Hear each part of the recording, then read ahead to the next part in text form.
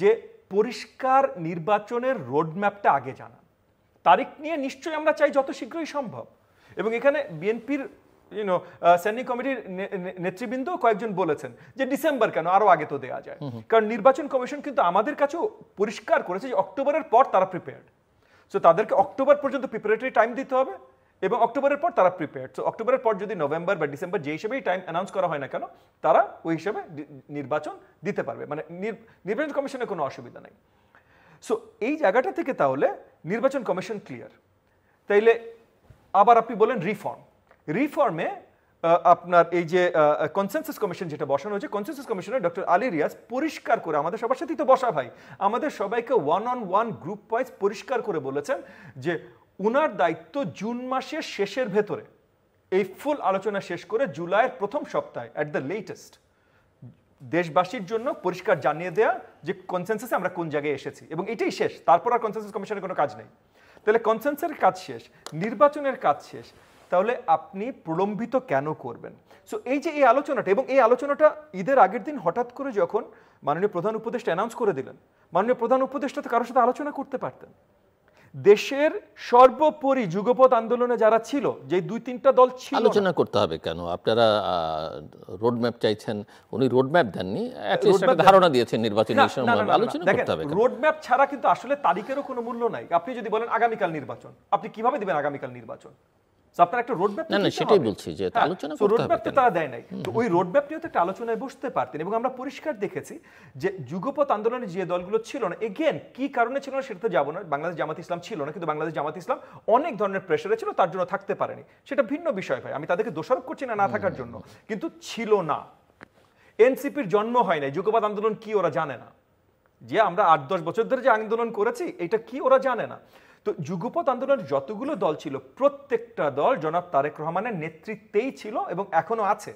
এই প্রত্যেকটা দল, মানে যারা আসলে ত্যাগ স্বীকার করেছে, আন্দোলন করেছে স্বৈরাচার সরানোর জন্য, প্রত্যেকটা দল তারেক রহমানের সাথে একমত, এবং তারেক রহমান সাহেব তাদের সব মতামত নিয়েই বলেছে। আপনি কি আশা করছেন আজকের বৈঠক থেকে?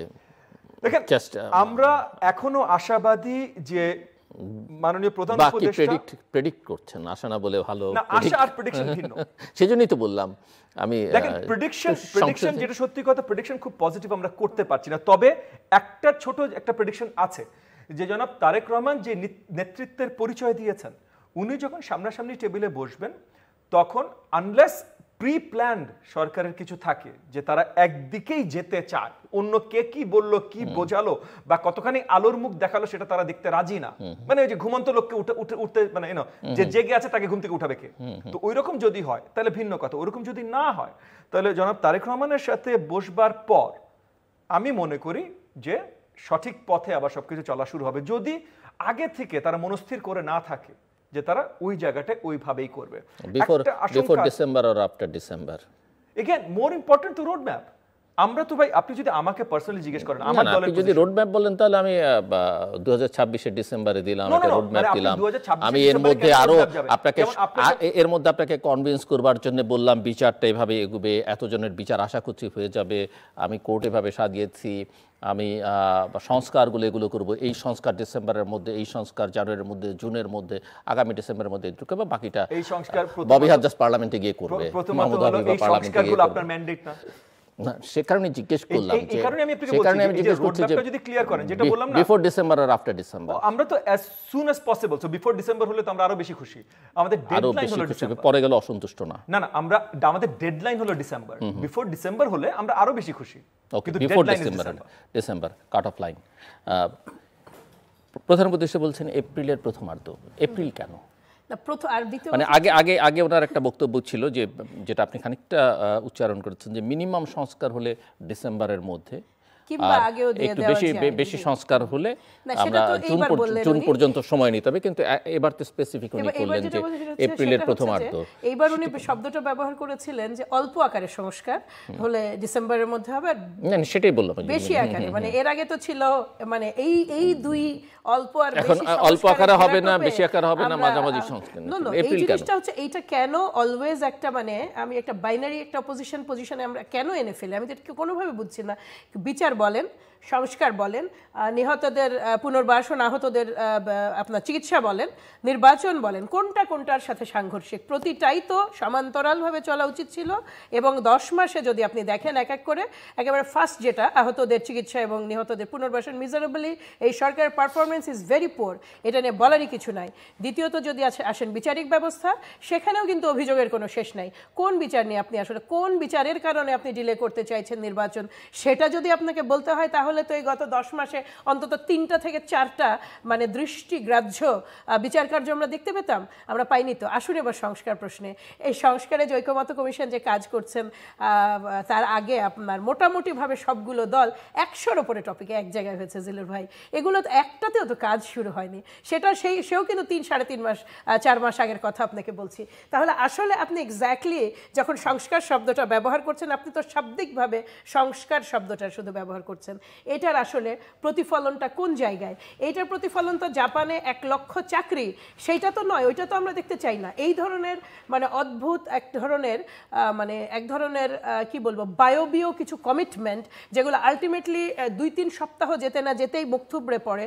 যেমন আপনাদের স্মরণ করিয়ে দেই যে রোহিঙ্গা প্রত্যাবর্তন নিয়ে যে এইবারের ঈদ তারা করবে বাড়িতে বলে, যখন 1,30,000 নিয়ে কথা হলো, তখন গোটা মানে আমাদের মনে হলো যে মানে আমাদের বর্তমান প্রধান উপদেষ্টার বন্দনে যখন চারিদিক ছেয়ে গেল, ঠিক 6 বা 7 দিনের মাথায় আমরা জানলাম 1,13,000 নতুন রোহিঙ্গা দেশে প্রবেশ করেছে। এবং আলটিমেটলি কিন্তু 2 সপ্তাহ পরে, 3 সপ্তাহ পরে জানানো হলো, কিংবা 1 মাস পরে, যে এটা সম্ভব না। দেখুন, এই পপুলিস্ট অ্যাক্টিভিটিসের দিকে ঝোঁক, এই কাজের ধরন, এগুলো সবই যেটা আপনি বলছেন অল্প সংস্কার, বেশি সংস্কার, মনে হয় যেগুলো অজুহাত হিসেবে ব্যবহৃত হচ্ছে নির্বাচন ব্যবস্থাটাকে বিলম্বিত করার জন্য। এবার আসুন এপ্রিলের প্রশ্নে। এপ্রিল যে উনি বললেন, এই জায়গাটায় যে উনি স্টিক করবেন, তার নিশ্চয়তাটা কি?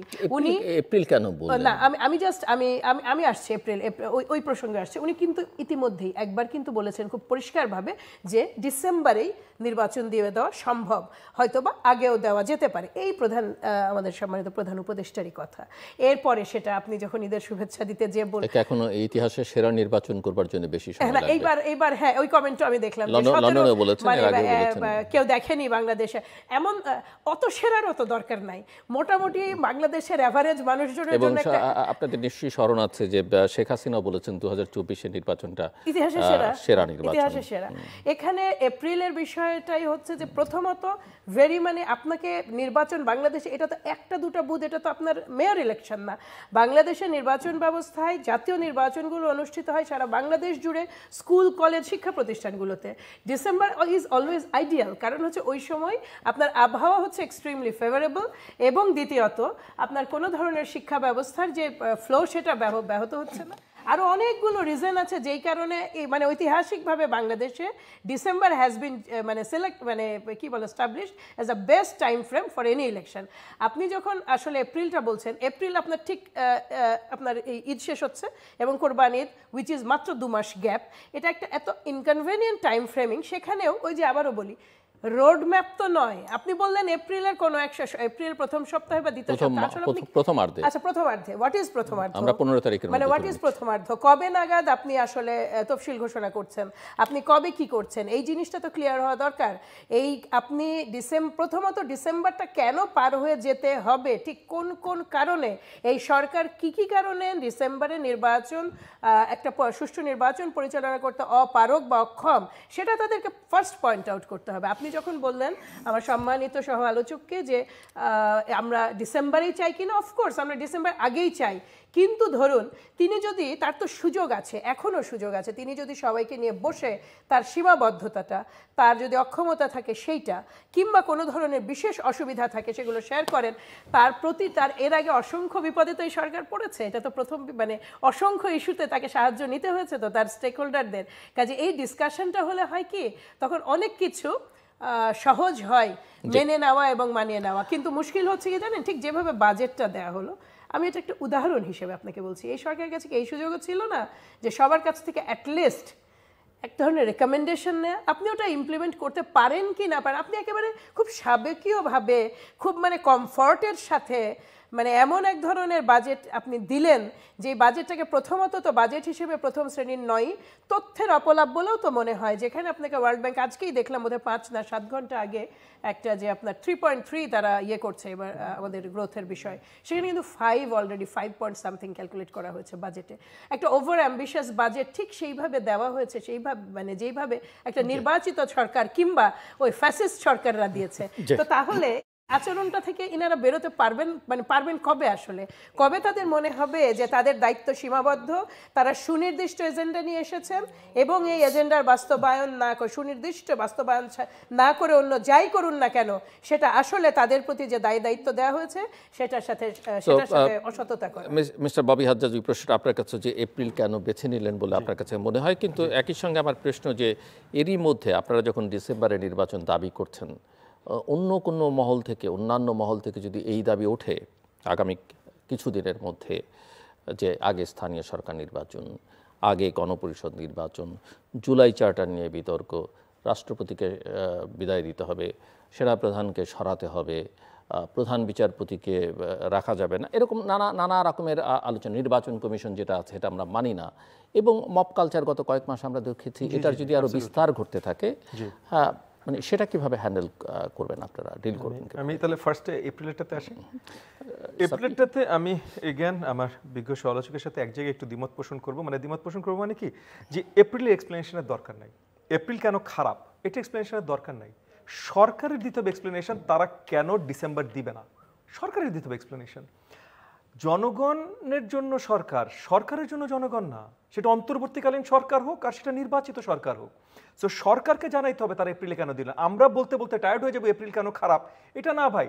আপনি আমাদেরকে বুঝান কেন আপনি ডিসেম্বরে দিতে পারবেন না, কেন আপনি ডিসেম্বরের আগে দিতে পারবেন না।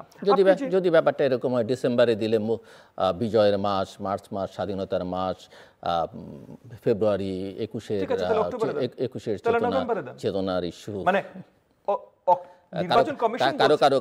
কারো জন্য তো ওই না, কারো জন্য ওই মাসটা, ওই মাসগুলো হয়তো নির্বাচনী ক্যাম্পেইনে সমস্যা হতে পারে না, ওই মাসগুলোর কথা বলছি আমি, ওই যে ডিসেম্বর, মার্চ, ফেব্রুয়ারি, এবং কার জন্য কি এই সব সরকারের যদি তাদের প্রতি ব্লেসিংস থাকে, হ্যাঁ সরকারের ব্লেসিং তো কারো না কারো প্রতি আছে, এটা তো অবভিয়াস। কারণ আপনি যে কথাগুলো বললেন যে গণপরিষদ নির্বাচন বা যেগুলো, এগুলো তো ভেরি স্পেসিফিক একটা গ্রুপ চাচ্ছে, যেই গ্রুপের রাজনৈতিক অস্তিত্ব নিয়েও আমরা সন্দিহান। যে সত্যি কথা, এটা সরকারের পৃষ্ঠপোষকতার একটা দল তৈরি করা হয়েছে। এখানে অরিজিনাল জুলাই আন্দোলনের বেশ কিছু তরুণরা আছে, তবে তরুণরা তরুণ, তাদেরকে যেভাবে মিসগাইড করা হয়েছে, বেশ কিছু না কিছু মানে কিছু মানে কি, যদি আপনি 20 জনও ধরেন, 20 জন তো বেশ কিছু। আমি সেই হাজার হাজার লক্ষ লক্ষ তরুণ, লক্ষ তরুণের কথা না, লক্ষ লক্ষ তরুণ তো মাঠে ছিল। হ্যাঁ, বাট জনগণ মনে করেন টেলিভিশন মিডিয়াতে যে যারা এসছেন তাদের বেশ কিছু জন এখানে আছেন, আমি সেই হিসেবে বলছি। আমি আবার একটু ক্লিয়ার করি জিনিসটা। তো তাদের কথা হিসেবে এই মানে এই যে আপনার এই কনস্টিটিউয়েন্ট অ্যাসেম্বলি নির্বাচন বা এই জিনিসগুলো চাওয়া হচ্ছে, কোনো রাজনৈতিক দল বা জনগণ এজ এ হোল তো এগুলো চায় নাই। জনগণ কি চায় জানতে হলে তো আপনার নির্বাচন দিতে হবে একটা ভাই। এই নির্বাচন থেকে আপনারা এত দূরে যাচ্ছেন কেন? এবং আপনি যদি বলেন যে এনসিপি এই জিনিসটা চাচ্ছে, তাহলে এই যে আন্দোলন করা, যে এই যে যুগপৎ আন্দোলনের পুরো যে রাজনৈতিক শক্তি, যারা 10 বছর ধরে বা 15 বছর ধরে বিরুদ্ধে লড়াই করেছে, তাদের কথা আপনি কেন শুনবেন না? এবং আপনি যদি জনগণের সাপোর্ট হিসেবে বলেন, সোফার রাইট নাও আমরা যতটুকু দেখতে পাই, যে রাস্তার দিকে তাকালে আমরা একটু তো খেয়াল করি, 2 লাখ মিছিল যখন হয়, 10 লাখ মিছিল যখন হয়, তখন তো বুঝি ভাই তার ভোট কতখানি থাকতে পারে। তো সেই জায়গায় সবচেয়ে এগিয়ে কে? বাই ফার, মানে অন্য কারোর সাথে কোনো কম্পিটিশন নাই। কে?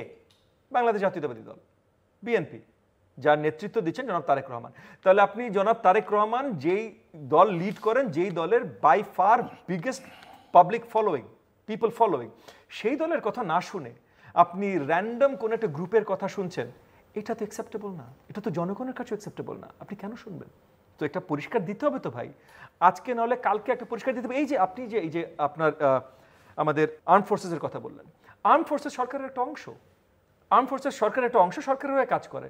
আজকে আর্ম ফোর্সেসের সাথে একটা ডিসটেন্স কেন তৈরি হয়েছে? শুধু সরকার বললে হবে না, রাষ্ট্রের একটা, আমি রাষ্ট্র সরকার হিসেবে বলছি আর কি। হ্যাঁ, সো সরকারের একটা অংশ, রাষ্ট্রের একটা গুরুত্বপূর্ণ অংশ, অত্যন্ত গুরুত্বপূর্ণ অংশ। তাদের সাথে আজকে সরকারের ডিসটেন্স বা এই যে এই অন্তর্বর্তীকালীন সরকারের ডিসটেন্স কেন হয়েছে? কারণ তারা ভাই রাজপথে থাকতে চায় না, তারা তাদের যেই কাজ, তারা সেই কাজে ফেরত যেতে চায়। এবং 10 মাসে আমরা দেখেছি যে যে কাজগুলোতে, এই যে পুলিশ প্রশাসনের কাজ বলেন, সিভিল অ্যাডমিনিস্ট্রেশনের কাজ বলেন, এই পুলিশ প্রশাসন সিভিল অ্যাডমিনিস্ট্রেশনে এমন কোনো উন্নতি করতে পারেন নাই এই অন্তর্বর্তীকালীন সরকার, যেখানে আসলে আর্ম ফোর্সেসকে তারাও বলতে পারেন যে ঠিক আছে বাবারা তোমরা ব্যারাকে যাও। আর্ম ফোর্সেস তারা টায়ার্ড হয়ে যাচ্ছেন, কারণ তারা ব্যারাকে যেতে চায়। এবার আমি কোনো একজন সোশ্যাল মিডিয়াতে কিছুদিন আগে লিখেছিলেন যে এই প্রথম বিশ্বের ইতিহাসে আর্মি নির্বাচন চায় আর সুশীল সমাজ নির্বাচন চায় না। আসলে অত্যন্ত দুঃখের সাথে বলতে এটাই সত্যি কথা ভাই। কিন্তু এখন আমরা আসি যে কার কথা শোনা উচিত। প্রথমত অবভিয়াসলি জনগণের কথা শোনা উচিত। জনগণের কথা শুনতে হলে ভোট দিতে হবে। আচ্ছা, এর বাইরে যদি কারো কথা শুনতে হয় তাহলে জনগণের বড় ম্যান্ডেট কার কাছে থাকতে পারে সেটা দেখেন। সবচেয়ে বড় দল কি? বিএনপি।